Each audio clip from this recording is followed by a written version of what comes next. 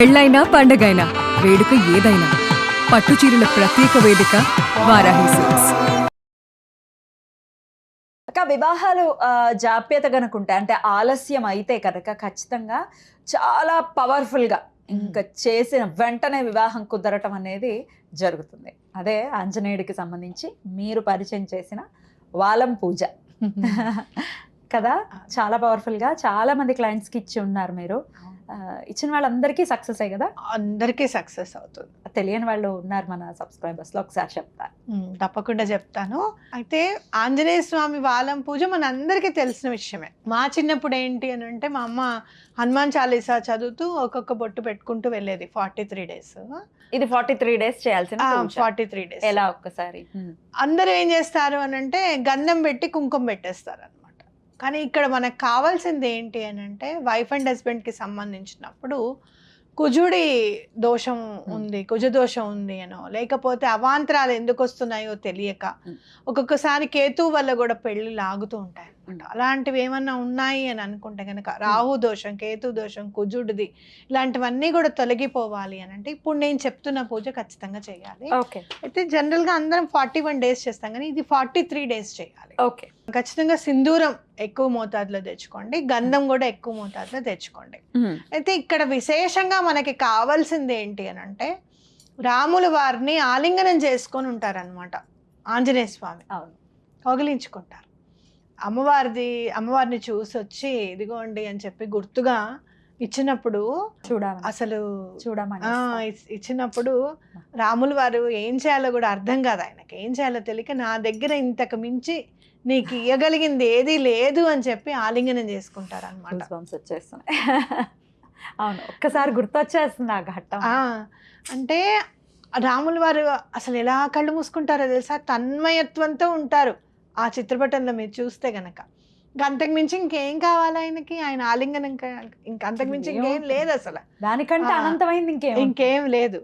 కాబట్టి అప్పుడు గనక మనం స్వామివారిని అడిగితే గనక ఓకే తీసేసుకో, ఓకే ఓకే అని అంటారు అన్నమాట. ఆనందంగా. కాబట్టి ఇక్కడ మనం చేయాల్సింది ఏంటి అని అంటే సింధూరము గంధము తీసుకొని హనుమాన్ చాలీసా చదివి రామరక్ష స్తోత్రం కూడా చదువుకుని మీరు ఏం చేస్తారు అని అంటే చక్కగా గంధాన్ని సింధూరాన్ని తడుపుకోండి. చెప్తున్న సింధూరం తడిపేటప్పుడు వాటర్ ఎక్కువ వేసేకండి, కొంచెం కొంచెం వేసుకుంటూ తడపాలన్నమాట. ఒక చిన్న బాక్సుల్లో పెట్టుకుంటే ఇవాళ తడిపిన సింధూరంలోనే మళ్ళీ కొంచెం సింధూరం వేసుకొని తడుపుకోవచ్చు, ఇవాళ కలిపిన గంధంలోనే కలుపుకోవచ్చు మూత పెట్టి ఉంచుకుంటే. అలా చక్కగా ఫస్ట్ గంధం తడిపేసేసి ఆ గంధం ఫస్ట్ కింద నుంచి వాలం కింద ఉంటుంది కదా స్టార్టింగ్ వెనుక, ఫస్ట్ అక్కడ పెట్టాలి. వాలం అంటే ఏంటక్క? వాలము అని అంటే స్వామివారు క్షమించాలి తోక. ఎందుకు కోపం ఆయనకి తోక అని అంటే రావణుడు అన్నాడు అనమాట తోకని, అందుకని కోపం ఆయనకి. రావణుడు గుర్తుకొస్తాడు, తోకకు నిప్పంటించండి అని అంటాడు కదా. ఆ తోక అన్న మాట వినంగానే రావణాసురుడు గుర్తుకొస్తాడు ఆయనకి. అందుకని ఎటువంటి పరిస్థితుల్లోనూ మనం తోక అనకూడదు, వాలము అనాలి. ఓకేనా? అర్థం అవడం కోసం అలాగే ఎందుకు అనకూడదు అనేది కూడా రీజన్ తెలుస్తుంది కదా మనకి. కాబట్టి వాలము అని అనాలన్నమాట. అలా మనం చక్కగా గంధం తడిపేసేసి ఫస్ట్ గంధాన్ని ఇలా పెట్టాలి. తడిపి ఇలా పెడితే రౌండ్గా వస్తుంది చక్కగా. మీరు ఇంటెన్షన్తో పెట్టాలి స్వామివారికి అంటే చక్కగా రౌండ్గా వస్తుంది. మళ్ళీ సింధూరం తీసుకొని సింధూరం కూడా తడుపుకొని ఆ గంధం మీదే సింధూరం పెట్టాలన్నమాట. ఇక్కడ మనం ఏం చేస్తున్నాము అని అంటే గంధం జనరల్ గా మగ పిల్లలు పెట్టుకుంటారు, సింధూరం అనేది ఎర్ర రంగులు అయితే ఆడవాళ్ళు కూడా ధరిస్తారు. అవునా కాదా? మనం ఇక్కడ జనరల్ గా ఆరెంజ్ సింధూరం వాడతాము, నార్త్ లో రెడ్ కలర్ సింధూరం కూడా ఉంటుంది. మనకి ఇక్కడ అంతగా దొరకదని అక్కడ దొరుకుతుంది, చాలా బ్రైట్ గా ఉంటుంది అక్కడ వరకు. అయితే ఆ సింధూరం ఏమో ఆడవాళ్ళకి సంబంధించింది, గంధం ఏమో మగవాళ్ళకి సంబంధించింది. పెళ్లి ఖచ్చితంగా అవుతుంది. వీళ్ళిద్దరిని కలుపు స్వామి, మా ఇద్దరిని కలుపు, ఎక్కడున్నాడో తీసుకురా, అమ్మాయి ఎక్కడుందో తీసుకురా, నాయన ఎక్కడున్నాడు, ఆ పిల్ల ఎక్కడుందో తీసుకురా అని చెప్పనమాట. కాబట్టి పెట్టేసి అటు రాముల వారికి, సీతమ్మ వారికి, లక్ష్మణ స్వామికి అందరికి కూడా దండం పెట్టుకోవాలన్నమాట. తప్పకుండా అవుతుంది పని. మొదటి రోజు ఒక బొట్టు పెడతాం, అలాగే రెండో రోజు ఒక బొట్టు పెడతాం. ఇప్పుడు బొట్టు పెట్టేటప్పుడు ముందు ఏం చేస్తాం, ఫస్ట్ రాముల వారికి కూడా మనం బొట్టు పెడతాం. చక్కగా మీరు రాముల వారికి పెట్టేటప్పుడు చక్కగా ఆయన నామం చక్కగా తీర్చిదిద్దండి ఇద్దరికి కూడా. అటు ఆంజనేయ స్వామికి కానివ్వు, ఇటు రాముల వారికి కానివ్వు, చక్కగా త్రిపుండ్రం చక్కగా తీర్చిదిద్దండి. పెట్టిన తర్వాత ఈ పూజ స్టార్ట్ చేయండి. 2వ రోజు మళ్ళీ పెడతాం, 3వ రోజు మళ్ళీ, 4వ రోజు మళ్ళీ, అలా 7 రోజులు అయిన తర్వాత కాస్త ఫోటోని తుడుచుకోవాల్సిన అవసరం వస్తుంది ఎప్పుడైనా, అమావాస్యకైనా సరే మధ్యలో. అప్పుడు ఏం చేస్తారంటే ఈ వాలానికి ఉన్న బొట్లు ఏవి కదపకుండా ఓన్లీ మిగతా ఫ్రేమ్ ని మాత్రమే తుడుచుకోవాలి. రాముల వారి బొట్టు, ఆంజనేయ స్వామి బొట్టు అంతవరకు తుడుచుకోవచ్చు. వాలం బొట్లు ఏవి కూడా మనం టచ్ చేయకూడదు అనమాట. మళ్ళీ త్రిపుండ్రం దిద్దండి ఇద్దరికి చక్కగా, ఓకేనా? మళ్ళీ కంటిన్యూ చేసుకుంటూ వెళ్ళండి. ఈ 43 days అయిపోయిన తర్వాత ఏం చేస్తారంటే ఆ బొట్టును చక్కగా తుడిచేసుకొని పేపర్ పెట్టుకుంటే మొత్తం పడుతుంది. ఆ పేపర్ మళ్ళీ డబ్బాలో వేసుకోవచ్చు. దాన్ని తడిపి కొంచెం కొంచెంగా మనము ధరిస్తే, ధారణ చేస్తే చాలా మంచిది. నాకు కూడా ఇవాళ ఒక ఐడియా వచ్చింది. మనం కుంకుమ పెట్టుకోవట్లేదు కదా, ఇది కలిపి పెట్టుకుందాం, పూజ చేశానా నాకు అనిపించింది. ఎందుకంటే ఎప్పుడైనా సరే మనం మామూలుగా పెట్టుకున్న తర్వాత కింద బొట్టు పెట్టుకోవడం అనేది ఈ ఆజ్ఞాచక్రానికి అనేది చాలా ఇంపార్టెంట్. ఈ ఆజ్ఞాచక్రంలో న్యాచురల్ది ఉండాలి. దైనందిన జీవితంలో మనం ఇప్పుడు తిలకం పెట్టుకున్నా కూడా విపరీతమైన చెమట్లు పట్టి అలా కారిపోతుందని అదొక బాధ. కుంకుమ పెట్టుకున్నాం అనుకోండి, సరే ఎంత వ్యాజ్లైన్లో పెట్టి చాలా చూపిస్తున్నారు ఇప్పుడు, ఏదో సమ్ సార్ట్ ఆఫ్ రియల్ వ్యాక్స్తో తయారు చేసి కూడా పెట్టడము, కుంకుమ పెట్టుకోవచ్చు అని చెప్పి చూపిస్తున్నారు మనకి చాలా మంది. కానీ అది ఎంతవరకు మనకి లాంగ్ లాస్టింగ్ ఉంటుంది అనడానికి చాలా కష్టమే కదా. కాబట్టి మీరు ఏం చేస్తారు అని అంటే ఆ కింద ఆజ్ఞాచక్రానికి చాలా ఇంపార్టెంట్ అనమాట, అక్కడ పెట్టుకోవడం అనేది ట్రై చేయండి. పెట్టుకుంటూ ఉంటే ఆటోమేటిక్గా ఉన్న ప్రాబ్లమ్స్ అన్నీ కూడా క్లియర్ అవుతాయి.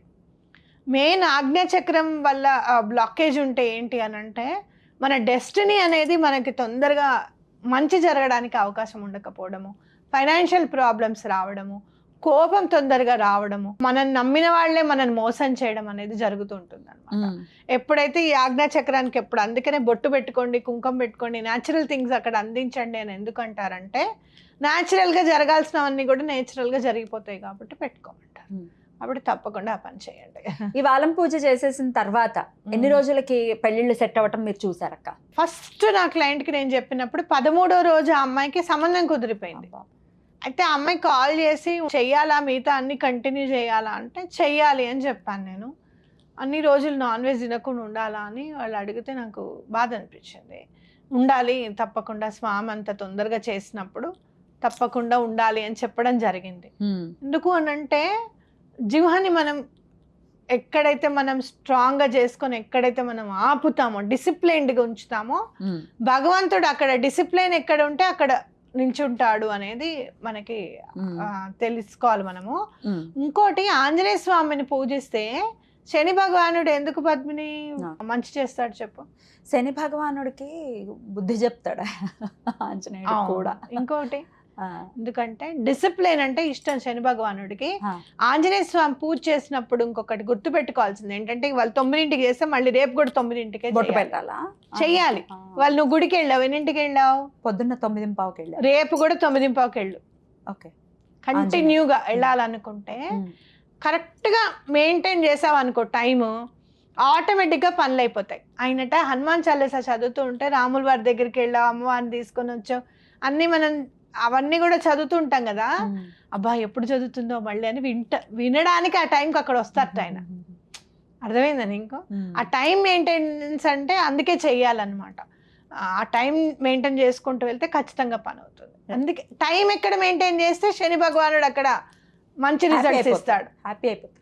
డిసిప్లిన్ ఇష్టం ఆయన, డిసిప్లైన్. అందుకని కూడా ఒక రీజన్ నా అనాలిసిస్ ప్రకారం సాటర్న్ ఎందుకు మనకి డిసిప్లైన్డ్గా. అలాగే పట్టు ఎక్కువ స్వామికి అని మనం వెంకటేశ్వర స్వామికి అనుకుంటాం, చెయ్యాలంటే చెయ్యాలి ఆయనకి అని చెప్పి, అవునా కదా? అందుకని కూడా శని భగవానుడు ఆయనకి చేస్తే కూడా అందుకనే హ్యాపీ అవుతాడు. కాబట్టి ఇవి మనం చిన్నగా సూక్ష్మంగా మనం అనాలిసిస్ చేసుకుంటూ వెళ్తే మనకు అర్థమైపోతుంది దిశానిర్దేశం. కాబట్టి ఈ పూజ చేసేటప్పుడు ఎటువంటి పరిస్థితుల్లోనూ నాన్ వెజ్ తినద్దు, 43 జంతు హింస అనేది పనికి రాదు, జీవహింస అనేది పనికి రాదు. నిజంగా చెప్పాలి అని అంటే బయట ఎక్కడో దోమలు వాటి పని అవి తిరుగుతుంటే చేస్తుంటే నువ్వు తలుపులు వేసుకుంటే ఓకే, బ్యాట్ని తీసుకెళ్ళి జడిపించడం అనవసరం. నీ కుడితే నువ్వు చంపు, నీ కుట్టని వాటిని ప్రత్యేకంగా వెళ్ళి ఆ బ్యాట్ టిక్కు టిక్కు టిక్కు టిక్కు అనుకుంటే అలా చేయకూడదు అనేది కూడా గుర్తుంచుకోవాలి. నమస్కారం అక్క. దోమలు కూడా చంపద్దు. నేనైతే చంపను, ఉప్పను ఊతా. నేను చంపను, నిజంగానే చంపను. ఇంకేమైనా నియమాలు ఉంటాయా వాలం పూజ చేస్తే? వాలం పూజకి ఇదే, ఇంకా నియమాలు ఏం లేవు. అయితే అరటి పళ్ళు కానివ్వు, లేకపోతే వెన్న కానివ్వు, స్వామివారికి దద్దోజనము, మిరియాలు పోపేసిన దద్దోజనము, వడలు, మీ ఇష్టం. ఈ 43 రోజులు స్వామివారిని ఎంత బాగా చూసుకుంటే మీకు అంత చక్కగా పని అయిపోతుందని చెప్పుకోవచ్చు. చాలా బ్యూటిఫుల్ గా ఎక్స్ప్లెయిన్ చేశారక్క. తల్లిదండ్రులు చేయొచ్చా ఇది పిల్లల కోసం? చేయొచ్చు, తప్పేం లేదు. కాకపోతే పిల్లలు చేస్తే ఇంకా మంచిది. Right. తల్లిదండ్రులు చేయొచ్చు, చేసి ఆ బొట్టు వాళ్ళని ఆ 43 రోజులు అయిన తర్వాత పెట్టుకోమని చెప్పొచ్చు. Right. ఎందుకంటే పెళ్లి విషయంలో ఒక్కొక్కసారి నాకు అనిపిస్తుంది వాళ్ళకు కూడా కన్యాదానం చేసే యోగ్యత రావాలి, అలాగే కన్యాదానం తీసుకునే యోగ్యత ఉండాలి అని అంటే స్వామి కనికరించాలని అనిపిస్తుంది. ఖచ్చితంగా చాలా చక్కగా తెలియజేశారక్క. కృతజ్ఞతలు. నమస్తే అక్క. నమస్తే.